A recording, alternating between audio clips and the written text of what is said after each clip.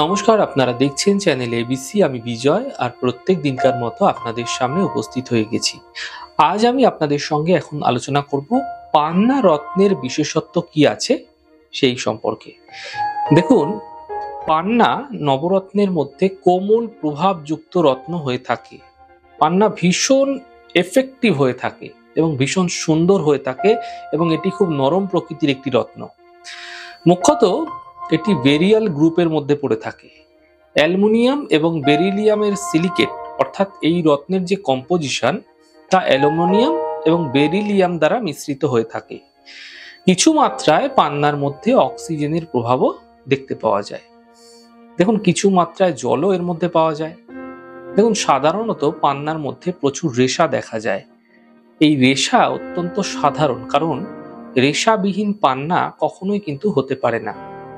দেখুন, পান্না মুখ্যত সবুজ রঙের হয়ে থাকে এবং বুধ নামক গ্রহের সঙ্গে এর সম্পর্ক হয়ে থাকে। দেখুন, বুধের যেরকম প্রভাব হবে সেরকম প্রভাব অনুযায়ী পান্না আপনার ক্ষেত্রে কাজ করতে থাকবে।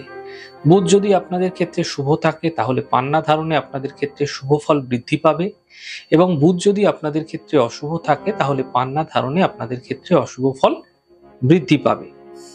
এবার আমরা জানবো যে পান্না ধারণে কি লাভ মিলতে দেখা যায় সেই সম্পর্কে। দেখুন, পান্না বুদ্ধিকে প্রখর করতে, বুদ্ধিকে তেজ করতে, একাগ্রতা বৃদ্ধি করতে সাহায্য করে। যদি আপনি পান্না পড়ছেন, যদি আপনার পান্না পড়ে কিছু ফায়দা মিলছে, তো আপনার বুদ্ধি প্রখর হয়ে যেতে থাকে ধীরে ধীরে, এবং আপনার একাগ্রতা বৃদ্ধি হয়ে যেতে থাকে। এটি মনের চিন্তাকে দূর করে, এবং যাদের ডিপ্রেশনের সমস্যা রয়েছে, যাদের সর্বদা মানসিক অবসাদে যারা ভুগছেন, এদের ক্ষেত্রে পান্না বিশেষ লাভ দিতে পারে। পান্না ধারণ করলে কথা বলার যে শক্তি, সেটি বৃদ্ধি পেয়ে যায়। যাদের প্রচুর কথা বলতে হয়, যাদের প্রচুর লেখালেখি করতে হয়, এরকম ধরনের কাউকে যদি উপদেশ দেওয়ার কোনো বিষয় থাকে, এমন ক্ষেত্রে পান্না ধারণে বিশেষ লাভ মিলতে দেখা যায়।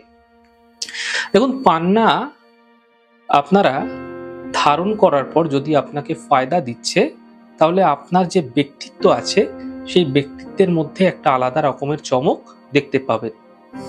এটি চর্ম সম্বন্ধীয় সমস্যাতেও ভীষণভাবে দ্রুত কাজ করে থাকে। দেখুন, এমনটি হতে পারে আপনার কুষ্ঠিতে হয়তো দেখা গেল বুধ দুর্বল রয়েছে, কিন্তু বুধ দ্বারা আপনাদের ক্ষেত্রে কিছু বিশেষ লাভ মিলতে, এবং আপনাকে যদি পান্না ধারণ করানো হয়, তাহলে চর্ম সম্বন্ধীয় সমস্যাতে সমাধান মিলতে আপনারা দেখতে পাবেন। দেখুন, যদি পান্না ধারণ করছেন এবং পান্না আপনার ক্ষেত্রে সঠিক রত্ন নয়, শুভ রত্ন নয়, এমন ক্ষেত্রে পান্না আপনাকে সমস্যা দিতে পারে। কিন্তু কোন ধরনের সমস্যা আপনাকে দেবে, মুখ্যত কোন ধরনের সমস্যা আসতে দেখা যায়, সে বিষয়ে জানবো। দেখুন, আপনার মধ্যে যে বুদ্ধি ভ্রম, সেটা কিন্তু পান্না ধীরে ধীরে তৈরি করে দেবে। যদি আপনার ক্ষেত্রে ফায়দাদার পান্না না হচ্ছে এবং আপনি পান্না ধারণ করে আছেন, মানসিকভাবে আপনাকে সমস্যাগ্রস্ত করে তুলতে পারে পান্না।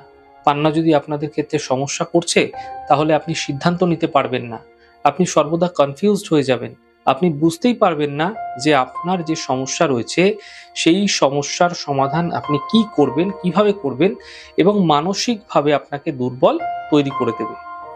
তাই আপনি কোনোভাবেই মানসিক অবসাদ থেকে বেরিয়ে আসতে পারবেন না।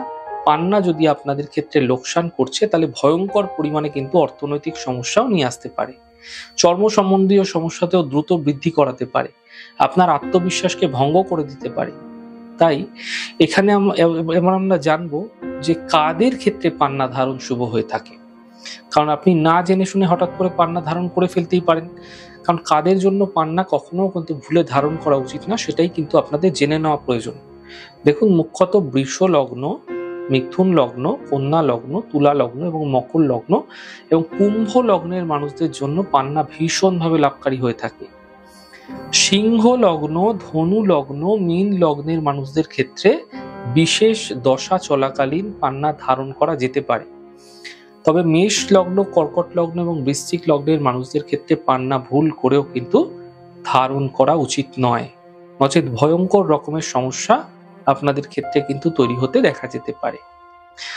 যারা বাণী অর্থাৎ বাকশক্তি সম্বন্ধীয় কাজকর্মের সাথে যুক্ত আছেন, প্রচুর কথা বলতে হয়, যেমন অধ্যাপক, উকিল, জ্যোতিষী, যাদের প্রচুর কথা বলতে হয়, এরকম মানুষদের ক্ষেত্রে পান্না ধারণ করা অবশ্যই উচিত। এছাড়া যারা ব্যাংকিং সেক্টরে আছে, শেয়ার মার্কেটে আছেন, ইন্স্যুরেন্স সেক্টরে রয়েছেন, চার্টার্ড অ্যাকাউন্টেন্ট, ট্যাক্স কনসালটেন্ট, এরকম ধরনের মানুষদের ক্ষেত্রে পান্না ধারণ করা অত্যন্ত শুভ হয়ে থাকে।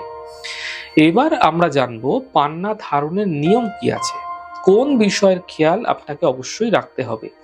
দেখুন, পান্না যত সবুজ হবে, যত বেশি স্বচ্ছ হবে, তত কিন্তু পান্না অত্যন্ত বিশেষ কার্যকরী রূপ নিয়ে থাকবে। আপনাদের ক্ষেত্রে মাথায় রাখতে হবে যে পান্না রূপো দ্বারা এবং সোনা দ্বারা বাঁধিয়ে ডান হাতের অথবা বাম হাতের কনিষ্ঠ আঙ্গুলে বুধবার সূর্যাস্তের 1 ঘন্টার মধ্যে সব যদি ধারণ করা যায় শুভ সময় দেখে, তাহলে তা শুভ হয়। এছাড়া অশ্লেষা, জ্যেষ্ঠা, রেবতী নক্ষত্রের যুক্ত দিনে আপনারা শুক্লপক্ষে কিন্তু ধারণ করতে পারেন শুভ মুহূর্ত দেখে, সেটাও কিন্তু আপনাদের ক্ষেত্রে বিশেষ কার্যকরী প্রভাব আপনার ক্ষেত্রে দিয়ে থাকবে। যদি আপনি পান্না ধারণ করে আছেন, তাহলে ভুল করেও কিন্তু আপনারা কখনো মুক্ত এবং রক্ত প্রবাল ধারণ করবেন না। এমনটি আপনাদের ক্ষেত্রে ভয়ঙ্করভাবে কিন্তু খারাপ প্রভাব সৃষ্টি করতে পারে, বিশেষত স্কিন ডিজিজ, বিশেষত মানসিক একটা খিচখিচে ভাব, মনের মধ্যে একটা সবসময় অ্যাংজাইটি, এগুলো কিন্তু তৈরি করবে। তাই অত্যন্ত সাবধানতার সঙ্গে পান্না ধারণ করুন, তা আপনাদের জন্য শুভ হবে। পান্নার সাথে যদি আপনারা ওপাল ধারণ করছেন, অথবা পান্নার সাথে যদি আপনারা হীরা ধারণ করছেন, যদি আপনার প্রয়োজন পড়ছে, তো আপনাদের ক্ষেত্রে অত্যন্ত বিশেষভাবে লাভদায়ী হবে, অত্যন্ত বিশেষভাবে কার্যকারী হবে। দেখুন, যদি মনে করছেন পান্না অত্যন্ত দামি রত্ন, আপনি ক্রয় করতে পারছেন না, তো এমন ক্ষেত্রে সবুজ তুর্মলিন, গ্রিন তুর্মলিন পাওয়া যায়, বা মরগজ, এই উপরত্নগুলিও কিন্তু আপনারা ধারণ করতে পারেন। এমনটিও কিন্তু আপনাদের ক্ষেত্রে শুভ প্রভাব অবশ্যই দিয়ে থাকবে। তাহলে আজকে জানলাম পান্না সম্পর্কে, পান্না আপনাদের ক্ষেত্রে কখন ধারণ করা উচিত এবং কোন কোন মানুষদের ক্ষেত্রে পান্না ধারণ করা উচিত না, এবং পান্না ধারণের ক্ষেত্রে কি সুফল এবং কি কুফল রয়েছে, তার সমস্ত কিছুই আপনাদের সঙ্গে আলোচনা করলাম। আমাদের এই আলোচনা যদি আপনাদের ভালো লাগছে, সেক্ষেত্রে লাইক করতে, কমেন্ট করতে, সাবস্ক্রাইব এবং শেয়ার করতে বন্ধুদের সঙ্গে ভুলবেন না। অনেক ভালো থাকুন, সুন্দর থাকুন, সুস্থ থাকুন। আগামী পর্বে দেখা হবে। নমস্কার।